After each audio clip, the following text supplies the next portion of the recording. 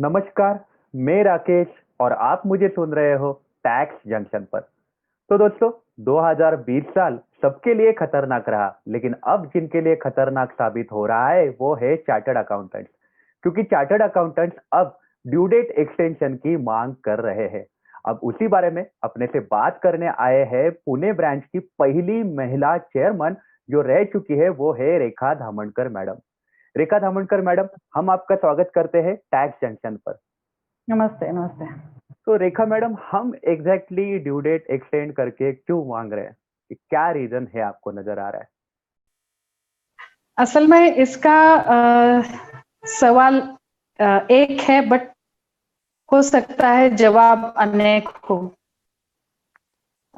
उसके main reason तो ये है कि due to this pandemic situation सब कुछ तितर बितर हो गया है। मतलब क्लाइंट प्लेस पे भी बहुत सारी प्रॉब्लम्स है, सीए के ऑफिसेस में भी बहुत सारी प्रॉब्लम्स है। उसमें एक मेन प्रॉब्लम जो है, जो दोनों जगह है, वो है स्टाफ का प्रॉब्लम, मैन पावर का प्रॉब्लम। क्योंकि स्टाफ, सपोज एक मेरा क्लाइंट है, मान के चलो एक मेरा क्लाइंट है, वो किसी और से कोई और सॉफ्टवेयर यूज करता है, जो सर्विसेज उसकी सॉफ्टवेयर सेंट्रलाइज सर्विसेज उसको देती है, उसके बेसिस पे अकाउंट मेंटेन किए जाते हैं, वो हमें डेटा देता है और हम उसको ऑडिट करते हैं। यस, एक एग्जांपल मान के चलो।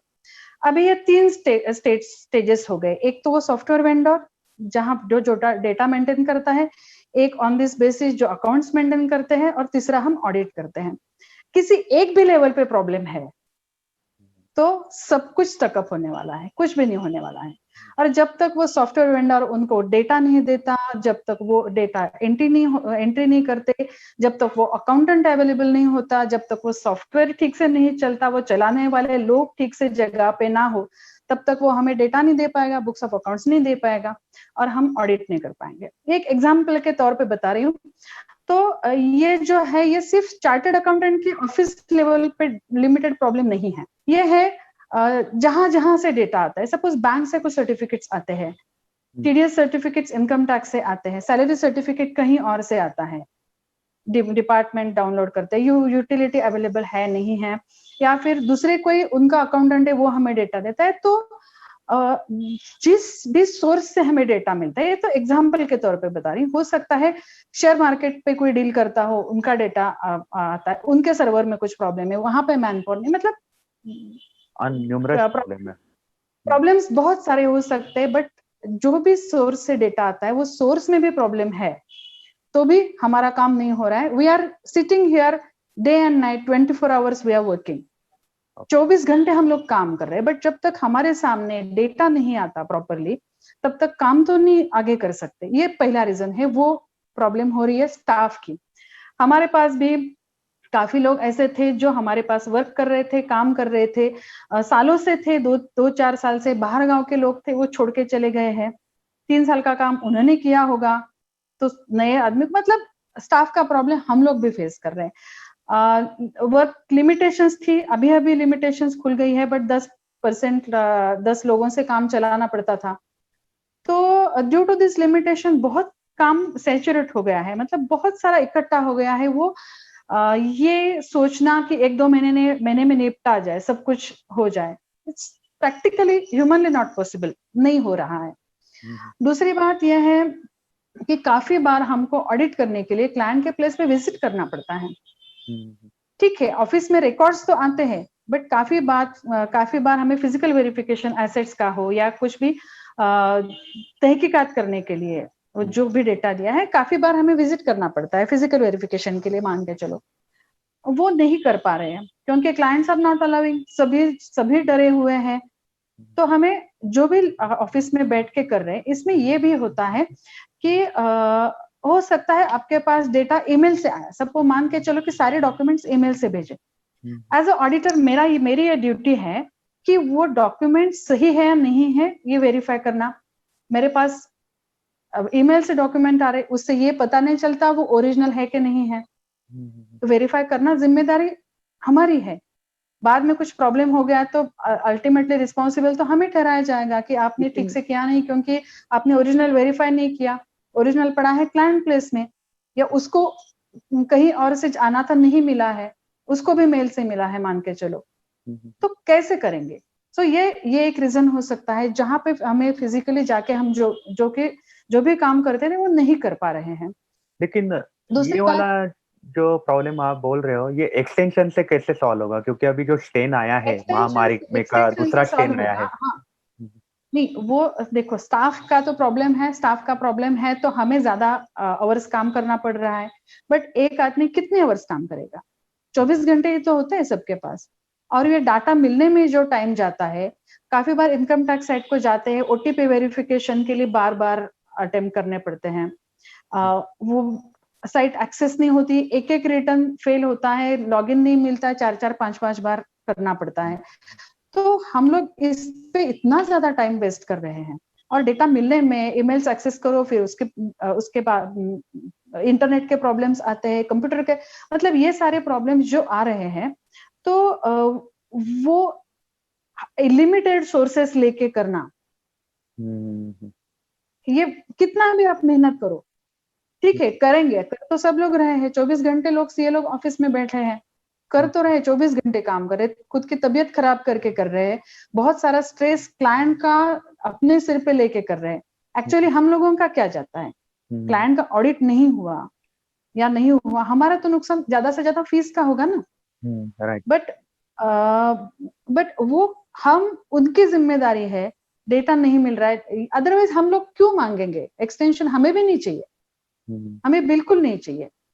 बट कितना स्ट्रेस लेके कितना कोई काम करेगा, इसको भी लिमिटेशन होती है। काफी सीए लोगों की हेल्थ भी खराब हो रही है, डे नाइट ऑफिस में बैठा रहे। सीनियर सिटीजन जो भी डेटा आता है, कुछ क्लाइंट है तो वो बोलते हैं कि हम, उनको आदत होती है ऑफिस में आके ही आपको डेटा देने की, उनके पास ईमेल एक्सेस नहीं है, स्कैन करके भेजो, उनके पास घर में स्कैनर नहीं होते, प्रिंटर नहीं होते, सब कुछ थोड़ी ना व्हाट्सएप अपने घर भी पे नहीं होता कर है। पाते, कई लोग व्हाट्सएप भी नहीं कर पाते। व्हाट्सएप नहीं कर पाते, मोबाइल्स नहीं यूज कर पाते, सीनियर सिटीजन, कंप्यूटर्स होते नहीं है, कैसे भेजेंगे डेटा? Correct correct. तो ये सारी दिक्कतें हैं। तो इसलिए हम लोग थोड़ा सा टाइम इसलिए मांग रहे हैं क्योंकि हम ज्यादा से ज्यादा 24 घंटे काम कर सकते हैं, उससे ज्यादा तो पॉसिबल ही नहीं है। और 24 घंटे भी ये साइट और बाकी प्रॉब्लम्स की वजह से घट जाते हैं। 24 घंटे काम करके भी ऐसा होता है, आउटपुट सिर्फ 10 12 घंटे का ही मिलता है, जितना मिलना चाहिए उतना मिल नहीं पाता है। तो कैसे ये सारी चीजें हैं। देन दूसरा मैं ये बताना चाहती थी आपको कि सैलरी सर्टिफिकेट्स काफी लोगों को अभी तक नहीं मिले हैं। पीपल आर सेइंग कि जिस कंपनी में काम करते थे वो कंपनी नहीं दे रही है, तो उनका रिटर्न कैसे फाइल करेंगे आप? वो बोल रहे अगले नेक्स्ट वीक मिल जाएगा, 4 दिन में मिल जाएगा, 2 दिन में मिल जाएगा। अभी उनके जहां पे भी सर्विस करते हैं वहां पे जाके फॉलोअप करके, इतना तो हम नहीं कर सकते। हम तो तभी करेंगे जब हमारे पास डेटा आ जाए। वो हमसे टाइम मांग रहे, हम उनको, हमारे पास नहीं है तो हम उनको कहाँ से दे? Correct correct correct. ये भी प्रॉब्लम है। मेनली ये प्रॉब्लम्स है डेटा सर, का इशू है, एग्जैक्टली डेटा लेकिन का अब इशू है। आप अगर डेट एक्सटेंड करके मांग रहे हो तो कौन से तारीख का मांग रहे हो? एग्जैक्टली आपकी क्या उम्मीद है, कौन से तारीख तक आना चाहिए एक्सटेंशन? 1 महीने का भी बहुत हो जाएगा। 31 जनवरी तक क्या आपकी उम्मीद है कि अगर 31 जनवरी तक, क्योंकि अभी दूसरा रीजन ये भी है, जीएसटी रिटर्न अभी भरना है, टैक्स ऑडिट आपको अभी करना है, और इंडिविजुअल रिटर्न्स भी अभी भरने, इतने सारे डेट एक साथ आए हैं।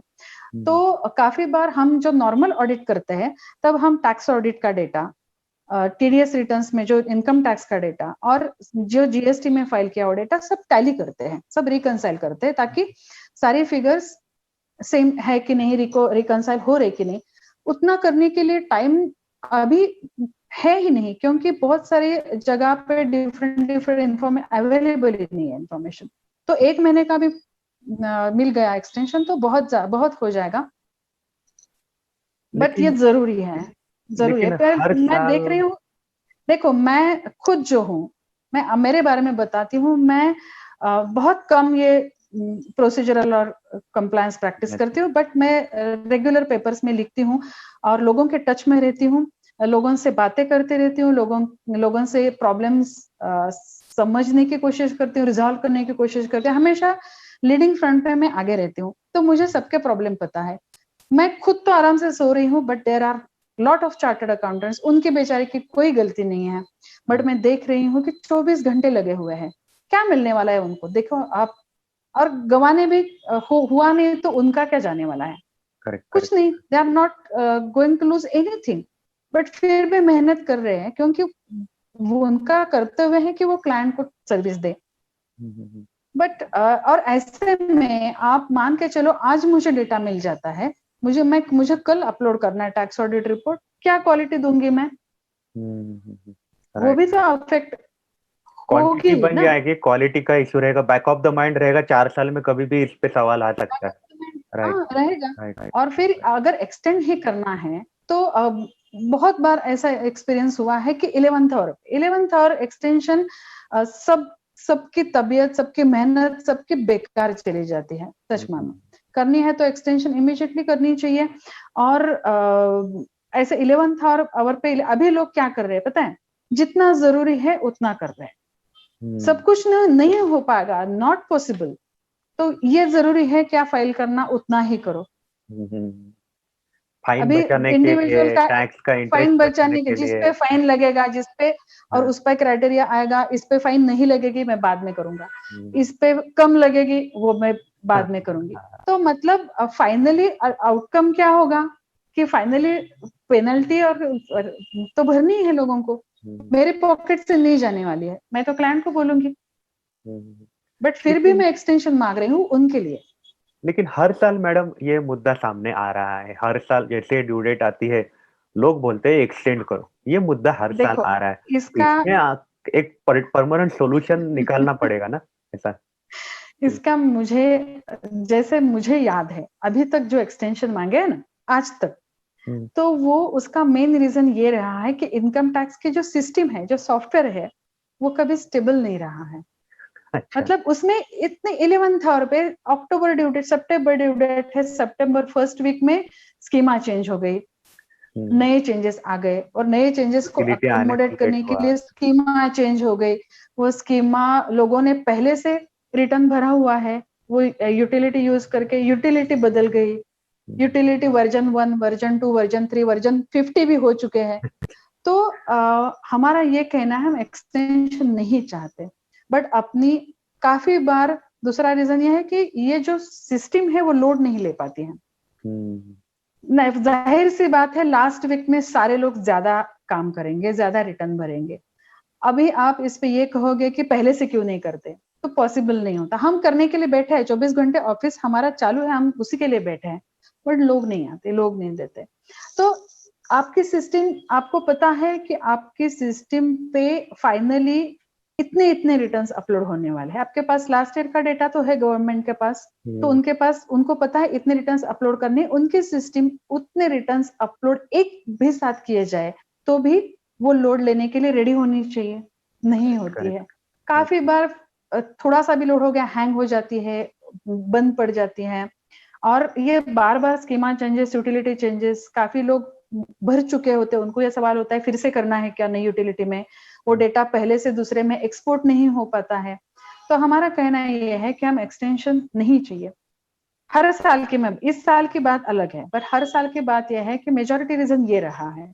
मतलब जब से तो ऑनलाइन आ गया है तब से ये इशू है, पहले मैनुअल तब से सबमिट करते थे तब तब हम से ड्यू ये डेट इशू एक्सटेंशन है, नहीं मांग रहे थे। डिफरेंट डिफरेंट इश्यूज, हम्म, हम्म, नहीं मांग रहे थे ना, तभी हम नहीं तो नहीं मांग रहे मांग थे, रहे तब थे। हम नहीं तो मांग बट अभी टैक्स ऑडिट का फॉर्म ही चेंज हो गया, वो यूटिलिटी चेंज हो गई, स्कीमा ही चेंज हो गई, वो भी स्टेबलाइज नहीं हो रही है, रहे। तो बार बार उस पर काम करना पड़ रहा है। तो हम लोग ये चाहते हैं कि आप अप्रैल में जब नया फाइनेंशियल ईयर शुरू हो जाता है, तभी गवर्नमेंट के पास तो ये बहुत आसान है उनके लिए, एक स्टैंडर्ड फॉर्मेट, स्टैंडर्ड स्कीमा बनाए नए साल के लिए, बजट पास हो चुका होता है, क्या क्या प्रोविजन है, क्या क्या रिटर्न फॉर्म से सब स्टेबलाइज हो चुका होता है, वो अप्रैल महीने में सब स्टैंडर्डाइज करो, फॉर्म्स डिक्लेयर करो, यूटिलिटीज अवेलेबल कर दो लोगों को।